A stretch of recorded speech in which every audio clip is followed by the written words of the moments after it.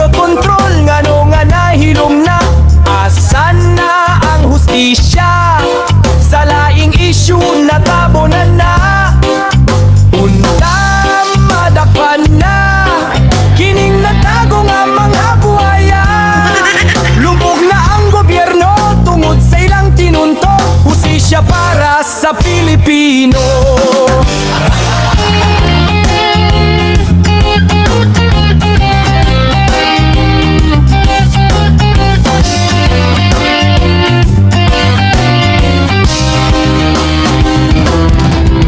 Tagaan ng nabala ka kaysa pag-imbestiga ang uban niyang punda.